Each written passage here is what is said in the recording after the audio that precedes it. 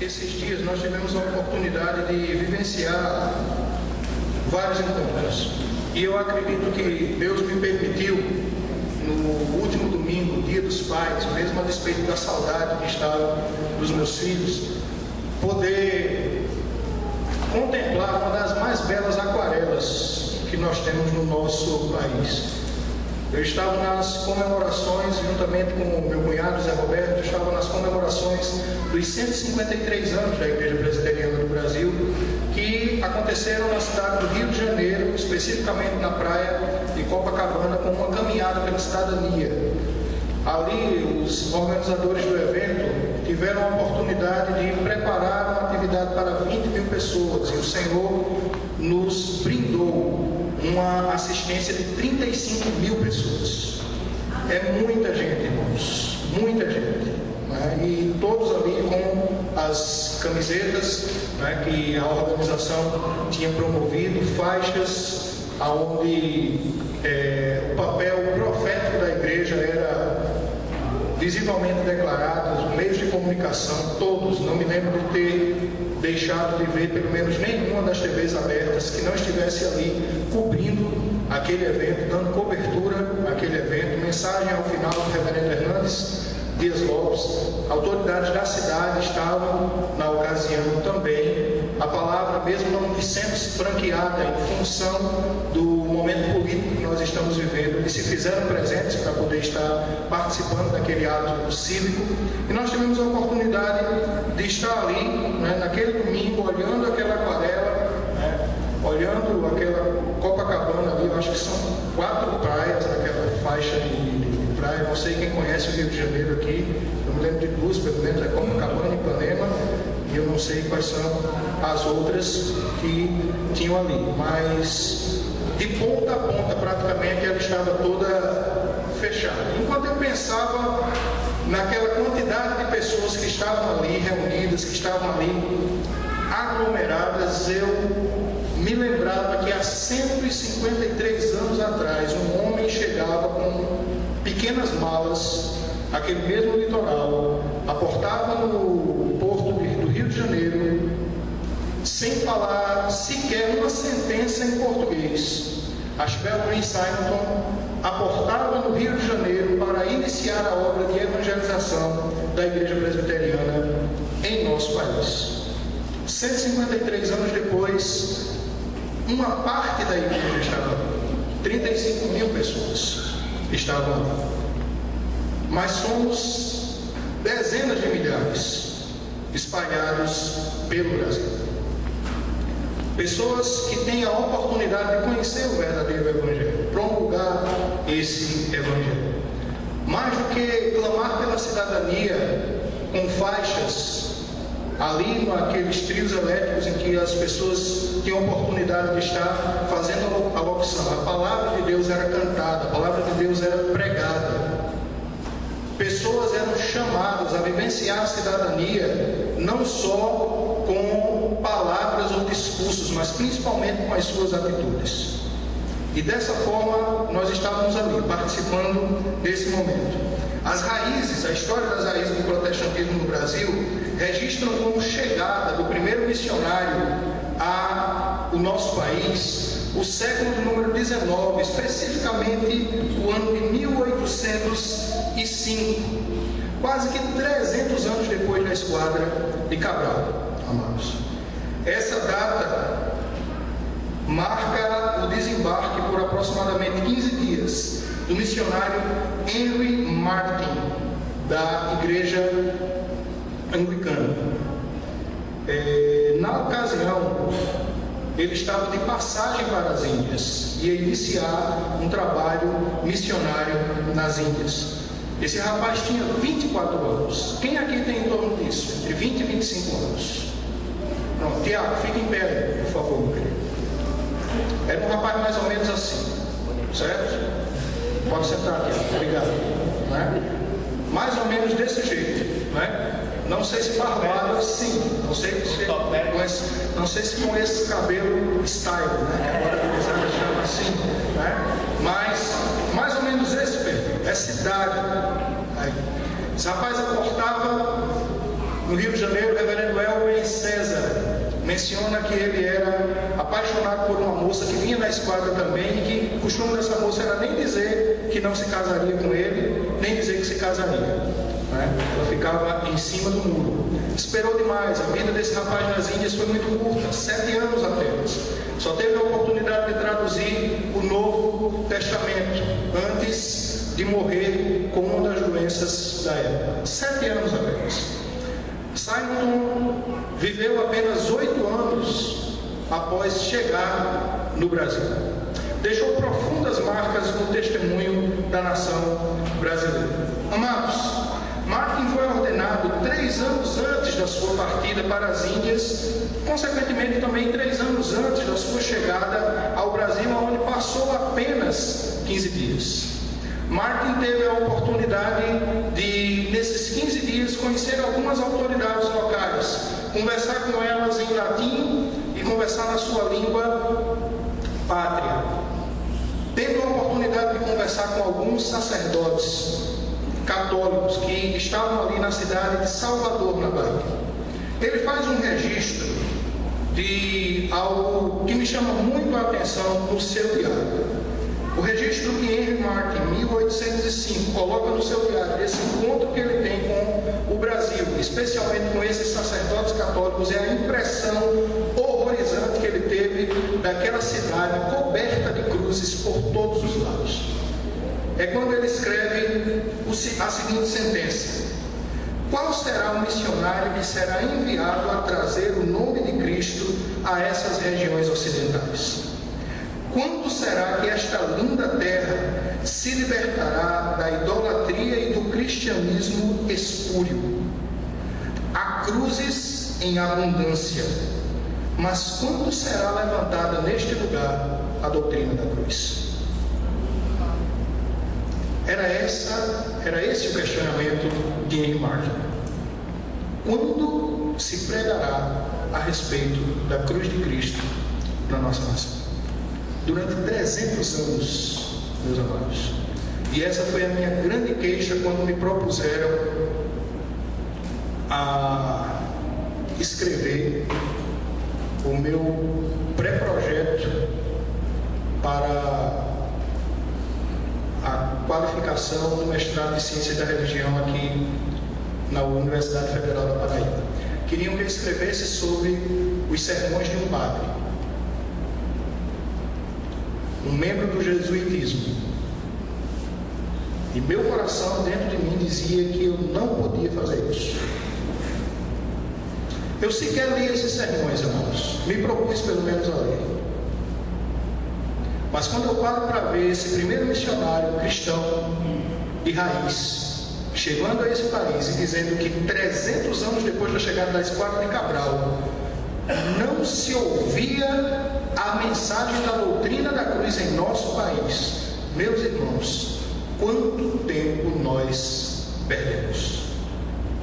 Quanto tempo o nosso povo esperou?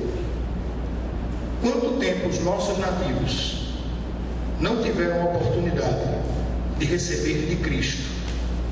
Estavam sendo única e exclusivamente cristianizados. O livro de Atos, queridos, é o registro das obras do Espírito Santo, feito por um médico de ofício. Essa era a profissão do Dr. Lucas, um homem que, escrevendo a um amigo de Deus, Teófilo, se fôssemos traduzir o nome de Teófilo, seria esse a sua tradução, amigo de Deus.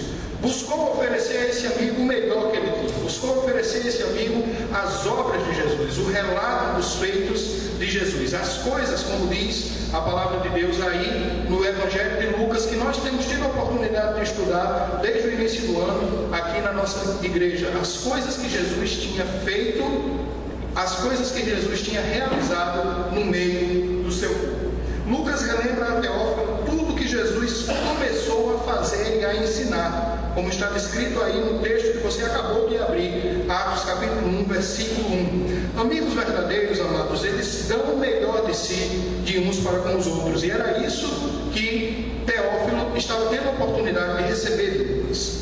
Lucas nos introduz no grande tema do livro de Atos. Esse grande tema pode ser encontrado justamente no versículo de número 2, onde a palavra de Deus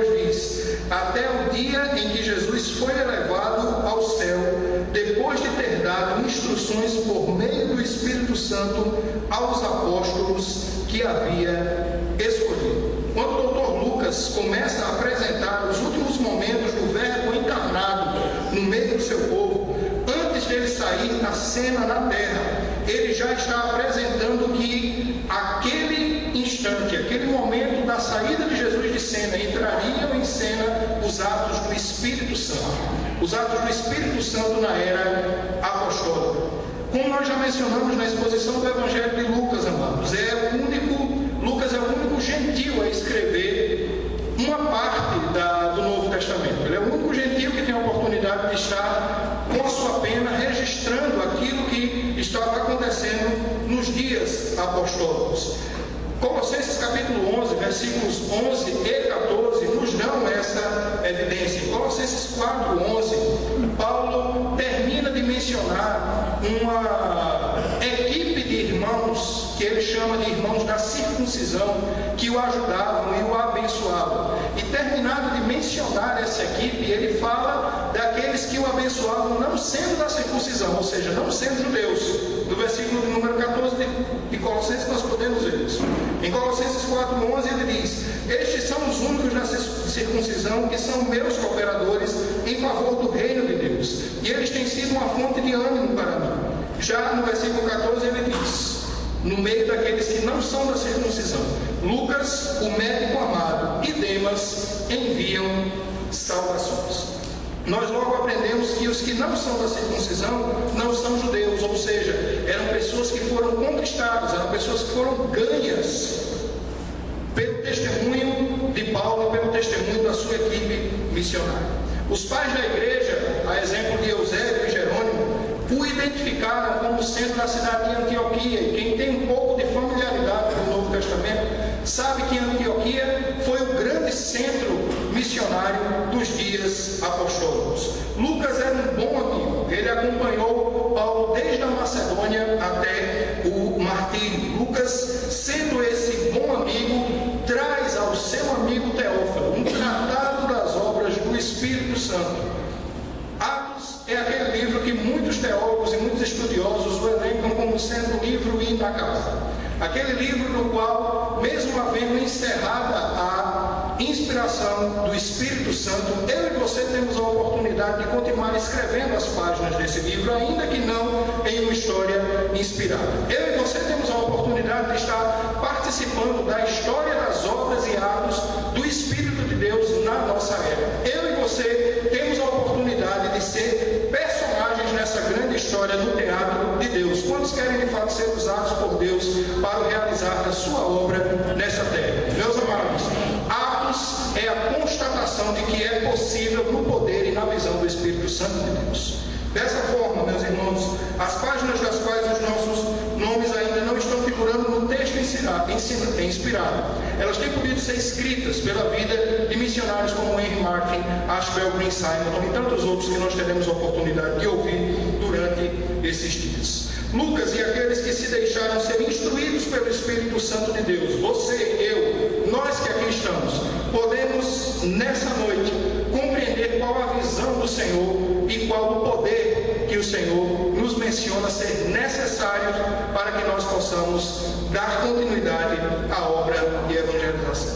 Falando a respeito da visão, Atos capítulo 1, versículo 3 diz: depois do seu sofrimento, Jesus apresentou-se a eles e deu-lhes muitas provas indiscutíveis de que estava vivo. Apareceu-lhes por um período de 40 dias, falando-lhes acerca do reino de Deus. Após a sua morte e ressurreição, Jesus ainda passa 40 dias na terra, aparecendo aos seus discípulos por diversas vezes, instruindo aos seus discípulos. Ao escrever as evidências da ressurreição de Cristo, Josh McDowell diz que a razão de Jesus, durante 40 dias ainda permanecer na terra, se dava porque os discípulos tinham dúvidas a respeito da sua ressurreição.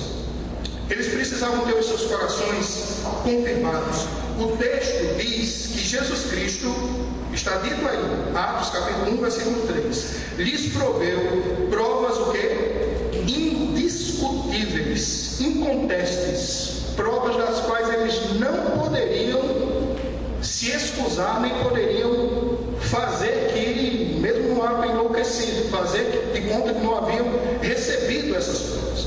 Provas indiscutíveis de que ele estava como? De que ele estava vivo. Ou seja, nesses dias, queridos, ele falou, como diz aí no versículo número 3, do reino de Deus. Agora vamos entender um pouco a ação do Espírito de Deus e especialmente a intenção de Jesus em permanecer esses 40 dias. A ordem que Jesus vai dar para eles é que inclusive eles permaneçam em Jerusalém antes de serem revestidos pelo Espírito Santo de Deus.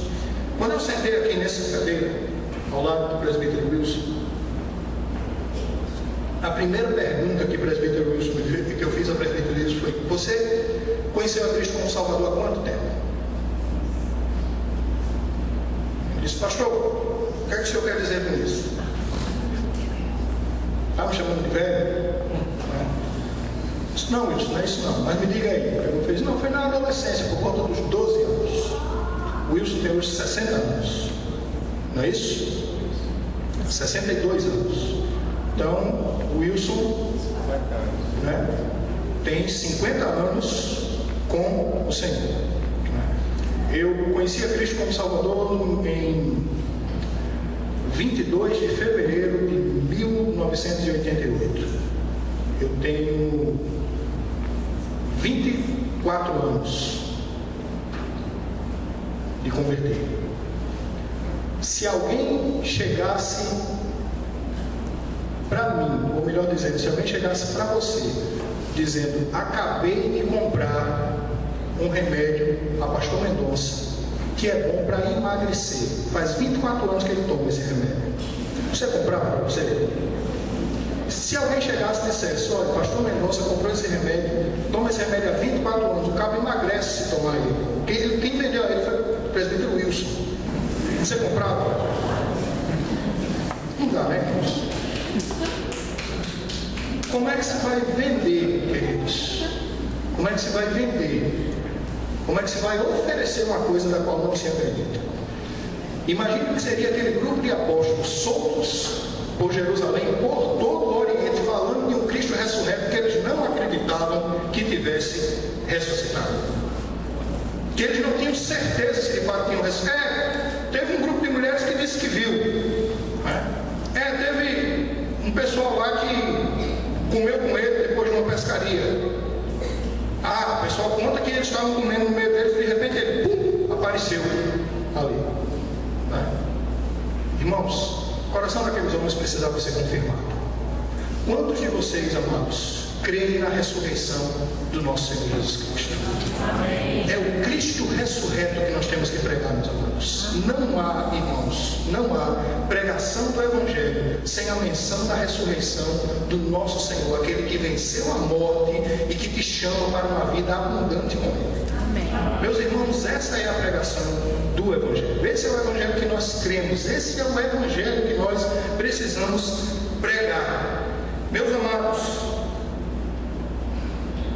versículo número 4 diz que certa ocasião, enquanto comia com eles, deu-lhes a seguinte ordem: não saiam de Jerusalém, mas esperem pela promessa do meu Pai que eu lhes falei. No versículo 3 e 4 nós aprendemos princípios os quais eu me sinto muito à vontade para ensinar nessa igreja, por ter tido a oportunidade de vivenciar essas fases da qual essa própria campanha está nos propondo a fazer. Em Pernambuco, através de um acampamento de adolescentes e jovens, passei a crescer na igreja e conhecer o Senhor em uma igreja, na época a primeira igreja presbiteriana em João Pessoa. Tendo a oportunidade de ler este livro, a Igreja Local de Missões, de onde essa campanha de certa forma se inspira, ouvir a respeito dessa missão. Trabalhávamos na evangelização de adolescentes e jovens na nossa cidade. Deus nos chama para estar nos preparando melhor para servir. Temos a oportunidade de sair com as equipes da Palavra da Vida e começar a trabalhar em cidades vizinhas aqui no Nordeste. necessitando de uma experiência maior para trabalhar com aquela juventude, pude selecionar por uma série de fatores um lugar para vivenciar a experiência do preparo missionário. Fui para a Argentina, morei 2 anos ali na Argentina.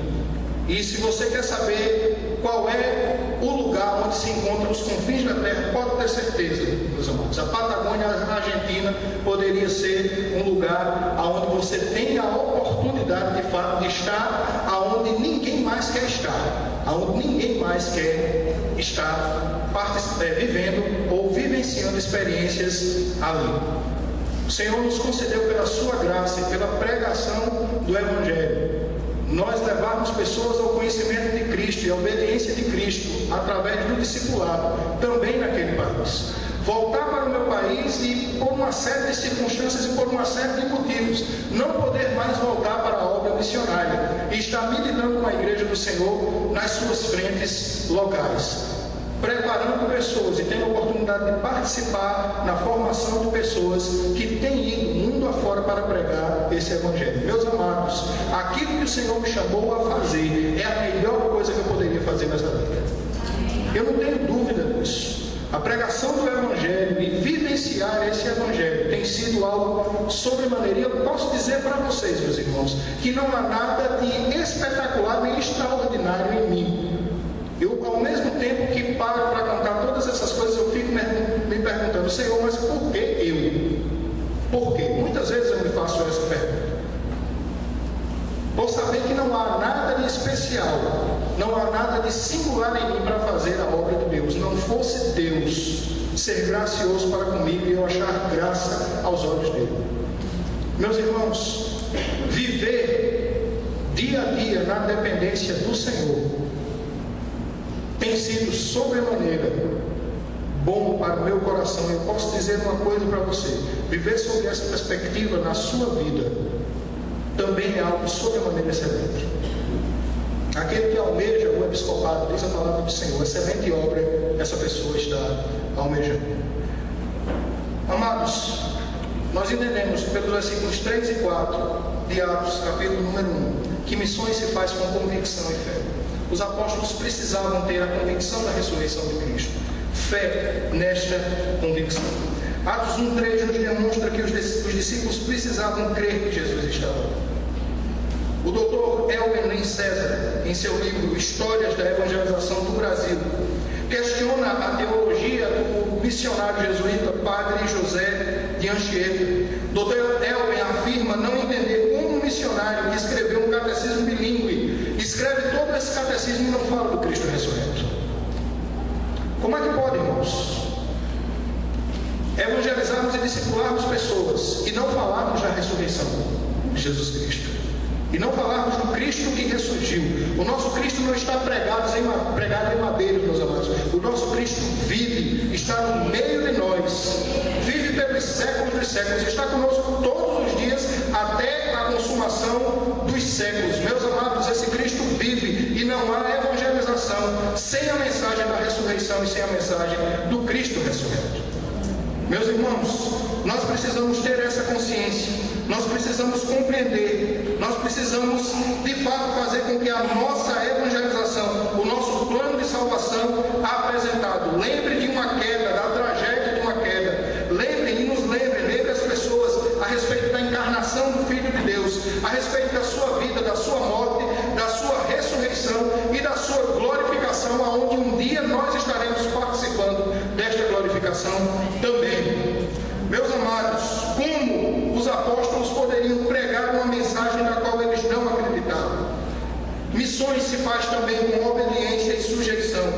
No dia em que o Senhor, em um certo dia em que o Senhor está se alimentando com os seus discípulos, nesses 40 dias que diz a palavra de Deus, depois da sua morte e ressurreição, ele passa aparecendo no meio deles em várias ocasiões, enquanto se alimentava com eles. Ele dá a ordem que está no livro de Atos, capítulo 1, versículo 4: não saiam de Jerusalém, é o que diz o Senhor.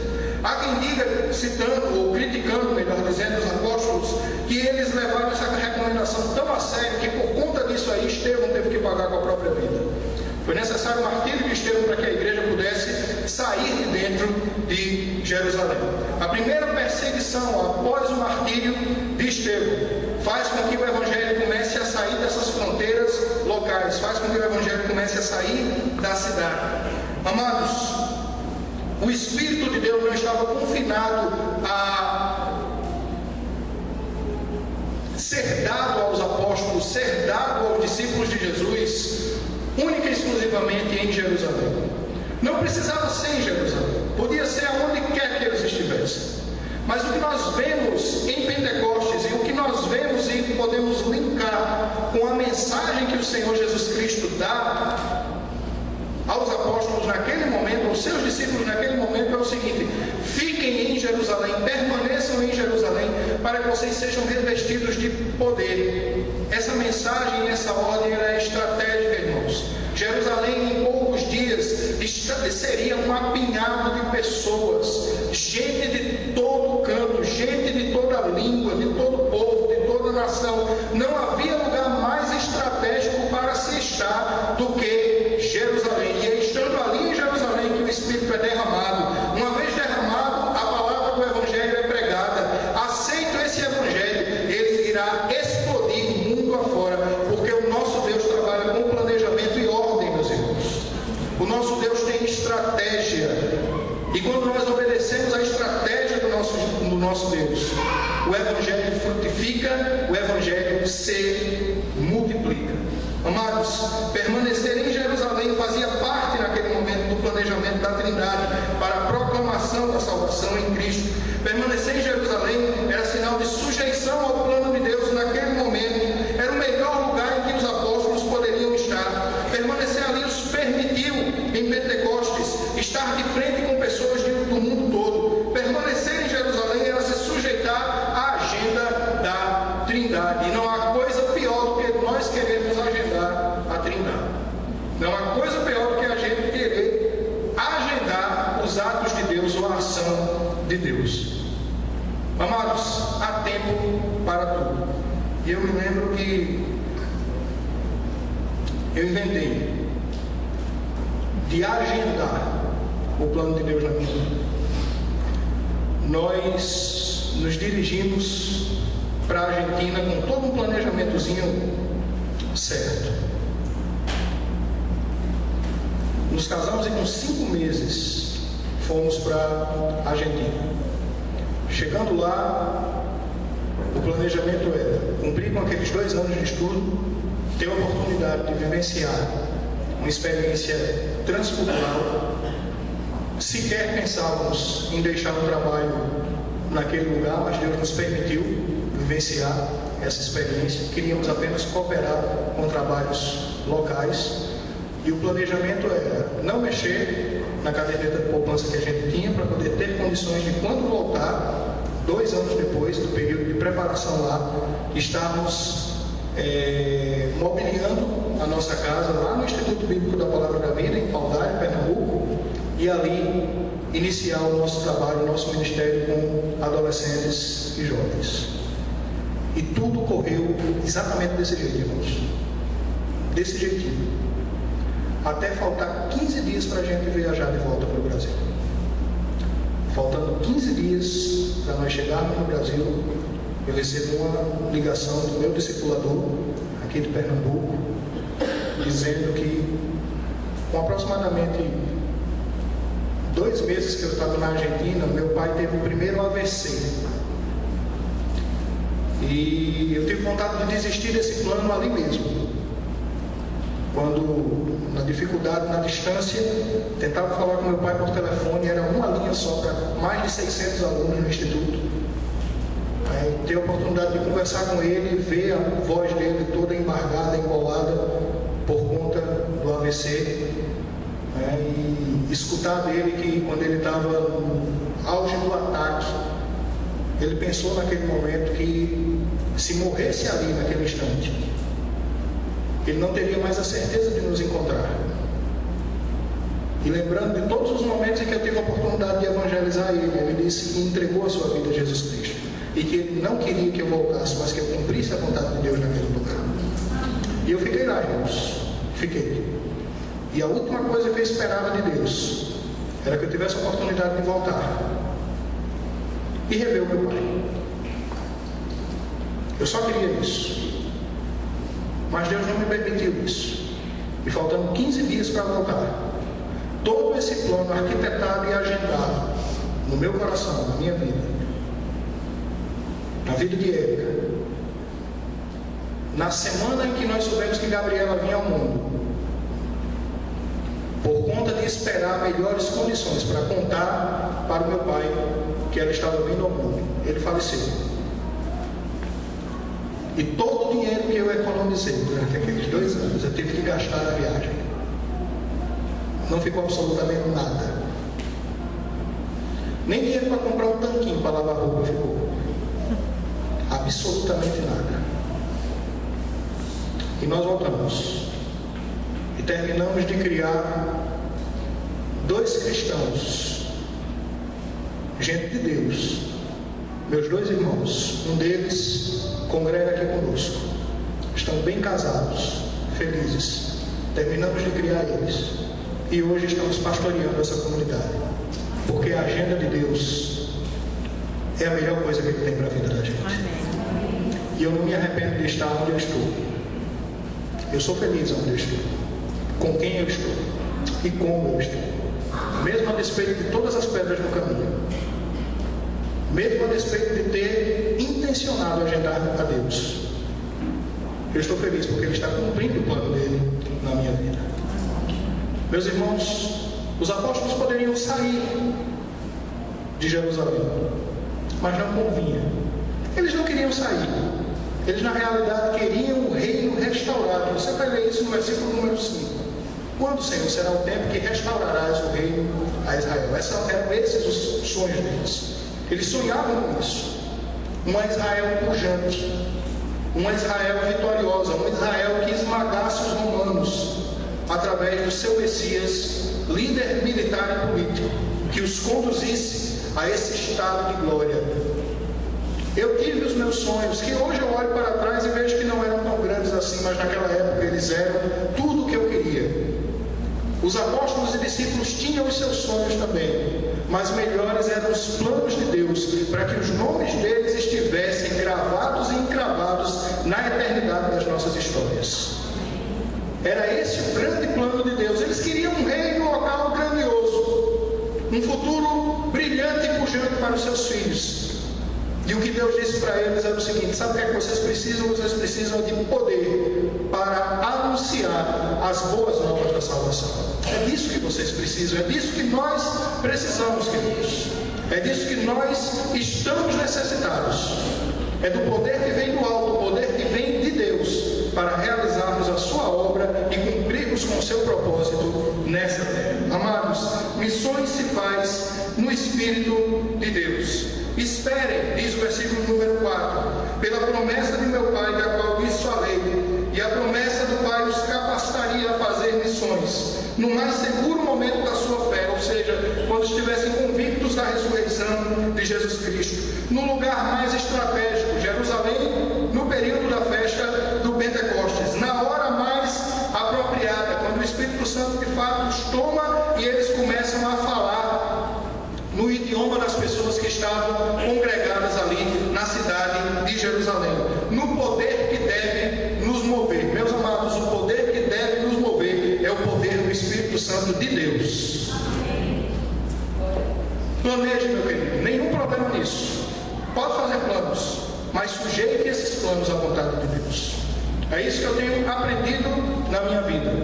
E aqui e ali, quando eu me desvencilho desse princípio, parecendo não ter aprendido com a minha própria história do que está acontecendo, Deus vai e me puxa o tapete de novo, para que eu fique quietinho e aprenda dele, e a esperar o poder e a direção que vem da parte dele, para que o propósito dele possa se cumprir na minha vida. Ao seguir a ordem de Jesus, meu irmão, você disporá do grande agente de missões. E o grande agente de missões é o Espírito de Deus, porque missões se faz no poder do Espírito de Deus. O Espírito Santo, ele é o agente de Deus para preparar, ungir, dirigir e utilizar os seus filhos na expansão do reino de Deus.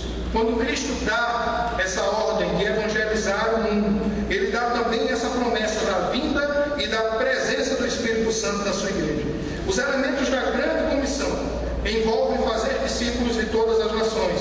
Nós lemos isso em Mateus, capítulo 28, versículos 18 e 20.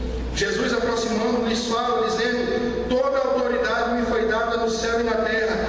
Indo, portanto, façam discípulos de todas as nações, batizando-os em nome do Pai, do Filho e do Espírito Santo, ensinando-os a guardar todas as coisas que vos tenho ordenado, e eis que estou convosco todos os dias até a consumação dos séculos. Pregar o Evangelho ao mundo é elemento também da grande comissão. Marcos 16:15 diz: e disse-lhes: ide por todo o mundo e pregai o Evangelho a toda a criatura. Pregar o arrependimento a todas as nações. Lucas capítulo 24, versículos 46 a 48. Ele disse: assim está escrito que o Cristo havia de padecer e ressuscitar dentre os mortos no terceiro dia, o que em seu nome se pregasse arrependimento para a remissão de pecados a todas as nações, começando de Jerusalém. Vós sois testemunhas destas coisas. João capítulo 20, versículo 21 diz: somos enviados, disse-lhes, pois, Jesus outra vez: Pai seja convosco, assim como o Pai me enviou, eu também vos envio. Ou seja, a grande comissão exige envio, pregação do arrependimento de Deus, do arrependimento dos homens. Existe também pregar esse evangelho a toda criatura e ensinar as pessoas a obedecer às ordens do Senhor. Amados, isto é a grande comissão. Não dá para fazer ela sem o Espírito de Deus. Não tem como. Não há como ser duradoura essa obra e essa ação sem ser na dependência do Espírito de Deus.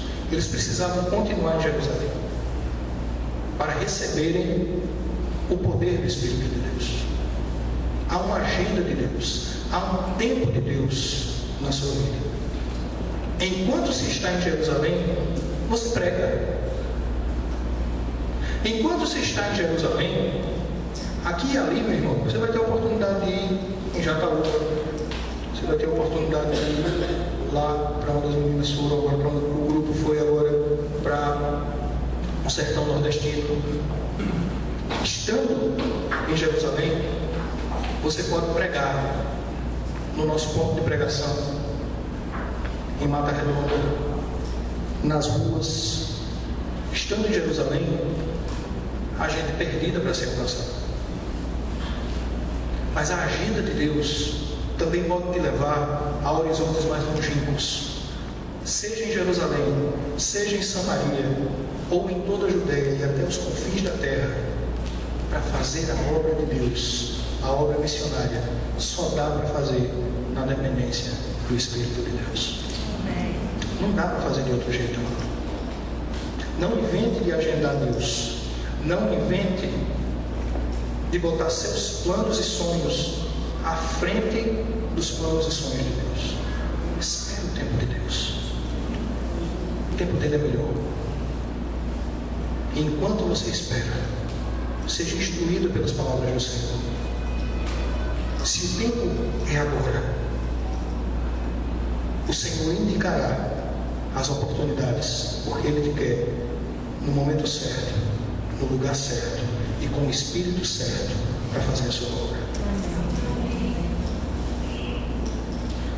Os versículos seguintes, do 5 ao 8, nos darão a nossa divisa. Eu não vou poder expô-los agora. Vou me comprometer com o reverendo Renan a fazer isso na próxima quarta-feira. Concluir essa mensagem. E outra experiência que tive nessa viagem agora.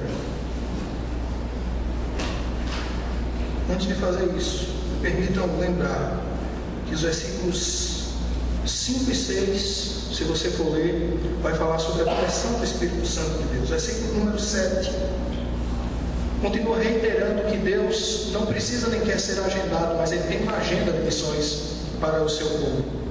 A visão de Deus é que todas as pessoas e de todo mundo conheçam a sua mensagem de perdão. Versículo 8, nossa divisa: mas receberão poder quando o Espírito Santo descer sobre vocês, Vocês serão minhas testemunhas, tanto em Jerusalém como em toda a Judéia e Samaria, e até os confins da terra. Esse poder ele está à disposição quando somos agendados pelo Espírito de Deus. Todo cristão, queridos, é responsável por fazer esta mensagem conhecida. No seu contexto, na sua família, na sua casa, aonde se quer, se lhe der, melhor dizendo, oportunidade, pregue o Evangelho, seja tempo ou fora de tempo. Para isso, queridos, Deus te promete a presença do Espírito Santo de Deus. Enchamos-nos desse Espírito de Deus. Sentado ontem, na cadeira daquele avião que me trazia de Congonhas até João Pessoa, eu tinha uma escala na cidade de Brasília. E logo que eu entro no ônibus que leva da plataforma até a aeronave, eu fico ao lado de dois judeus, um com o kippah e o outro sem o kippah. Para quem não sabe o significado do kippah, na visita que fiz à primeira sinagoga das Américas aqui em Recife, eu tive a oportunidade de receber uma aula sobre aquele, parece uma peninha de coco, mas não é. Tem um belo significado aquilo ali. O kippah ele fica colocado sobre a cabeça de tal maneira que ele possa equilibrar-se sozinho. E a ideia é que os judeus que instituíram aquele objeto sobre a cabeça na sinagoga, eles dão aquele objeto é que o peso daquele chapeuzinho possa lembrar ao judeu que existe um Deus que está sobre ele, um Deus que o cobre. E a responsabilidade e a lembrança de estar equilibrando aquela coisa na cabeça faz com que ele nunca esqueça que existe um Deus acima dele que dirige os seus caminhos e dirige a sua vida. Quando ele faz isso, quando o judeu faz isso, ele se lembra de sua devoção. É mais ou menos como essa história do jejum da gente. A gente também está usando um elemento do nosso dia a dia para nós nos lembrarmos de que existe um Deus a quem nós devemos nos devotar. Eles têm mais ou menos essa ideia, eles têm essa filosofia. E quando nós sentamos no avião, eu sempre gosto de sentar, quando tenho a oportunidade de voar, sempre gosto de sentar no meio do corredor. Gosto de sentar ali porque eu sou um camarada enjoado por vida. Eu sou enjoado porque as pessoas às vezes me acham abusado, e eu acho que eu sou mesmo, já que todo mundo acha. E eu sou enjoado também porque não preciso de muito movimento para eu ficar mareado. Então, se eu me sento no meio, eu tenho a oportunidade mais fácil de me deslocar para um banheiro e resolver aquilo que eu precise resolver. Então, eu gosto de sentar sempre no meio. Eu sentei no meio de uma cadeira, ficaram 2 lugares, o voo estava cheio, e sentou-se um casal jovem do meu lado, e uma senhora sentou-se na frente, na minha frente. Meu cunhado que voa quase todo final de semana, ele disse: Alexandre, procura as cadeiras no meio do avião, porque às vezes elas não estão ocupadas, e as cadeiras que ficam nas asas, elas têm um espaço maior na frente, aí tu podes esticar os pés. Só que para você sentar nessas cadeiras, você precisa pagar mais. E eu não vou pagando, eu vou com milha. Negócio de pobre mesmo, né, irmãos? Então, eu vou com milha. Sento ali, uma cadeira atrás dessa cadeira que é a boa. Pagando as minhas milhas. Certamente aquela senhora que sentou na frente ali, ela pagou mais do que eu sei disso. Só que quando aquela mulher chega e senta naquela cadeira, eu noto que ela está relativamente nervosa. Não sei se é o primeiro voo dela. Ela estava meio agitada. E o casal que estava sentado do meu lado eram os filhos dela, o filho e a nora. E aquela senhora está toda nervosa ali sentando, e eu fico olhando aquela situação, e eu imagino, essa senhora deve estar querendo sentar com a família dela aqui. Eu me volto de lado para o rapaz e digo: essa senhora aqui na frente é sua mãe? E aí o rapaz disse: será que ela não quer sentar com você aqui? Meus irmãos, a resposta dele foi imediata. Ele disse: certamente ela quer. Certamente, é certo que ela quer. Eu disse: olha, sem problema, eu posso sentar nesse lugar dela aqui. E sai, ela vai gostar muito. Então, avisa para ela. O rapaz pegou, disse para ela, ela se levantou e disse: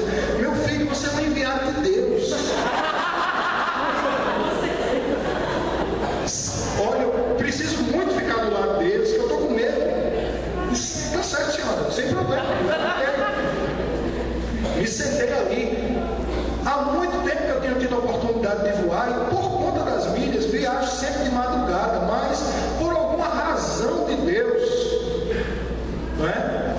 Nós conseguimos essa passagem, sendo uma passagem de 8 horas da manhã, saindo do centro de São Paulo, que é o aeroporto de Congonhas, e saindo do centro de São Paulo, viajando de manhã. O lanche dentro do avião é melhor, e todo mundo nessa igreja sabe que o pastor Mendonça come direitinho. Então, sentado ali, né, meus irmãos, numa hora boa, o lanche realmente, como diz a moçada, up, né? Então, me sento ali e fico atrás novamente desses dois judeus. Vem o serviço de bordo, e quando esse serviço de bordo vai chegando para servir o lanche, eu estou ali muito bem acomodado, lendo, né, a Assembleia de Westminster, de Guilherme Kerr.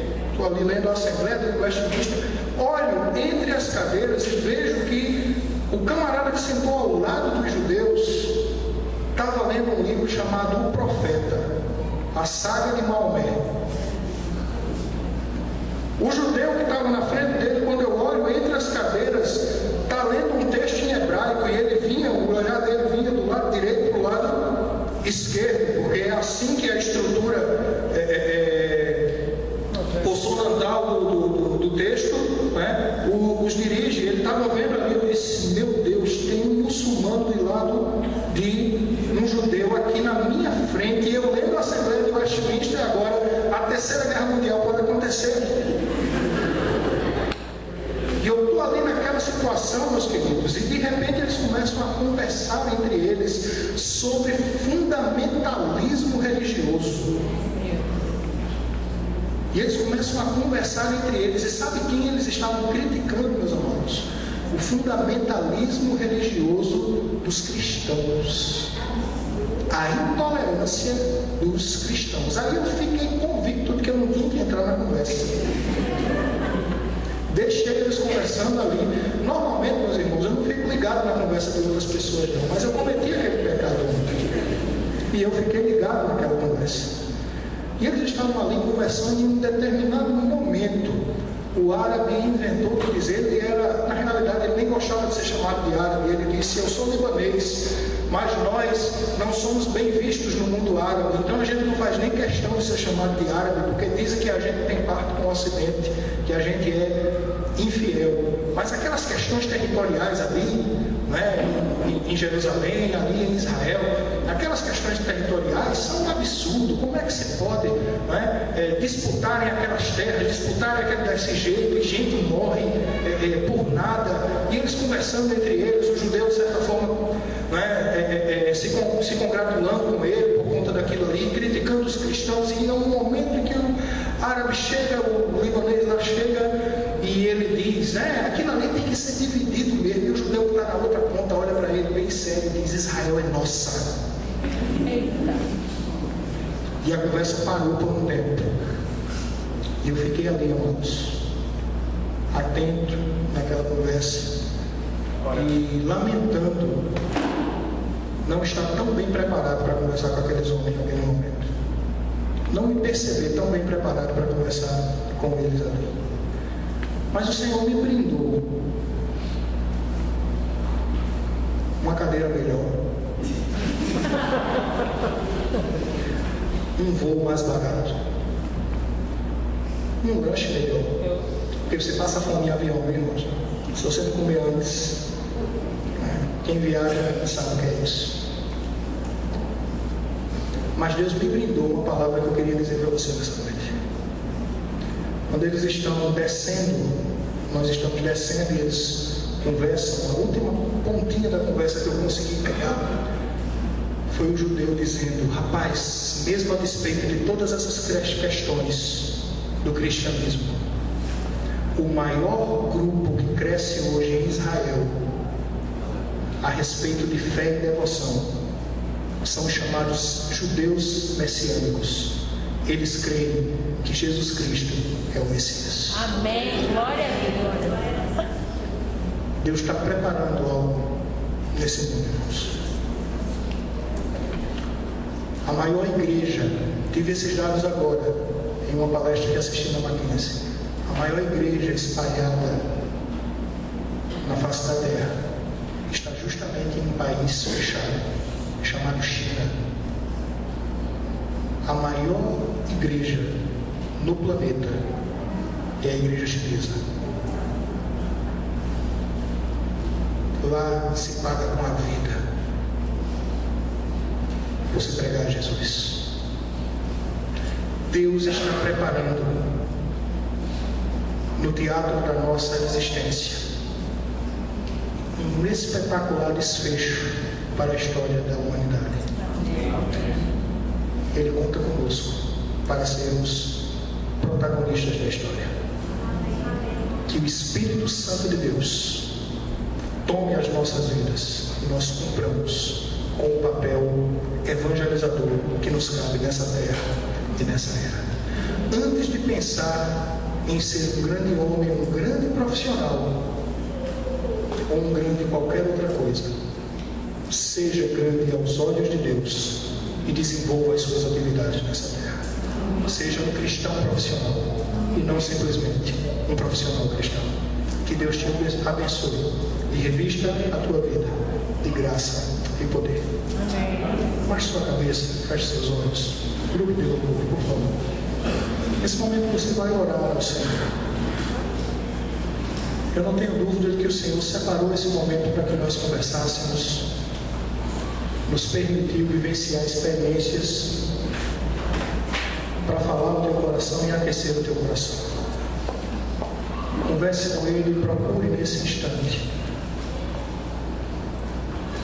através daquilo que você escutou, ser ministrado pela palavra de Deus. Esse é um momento seu com o Senhor. Converse silenciosamente com Ele.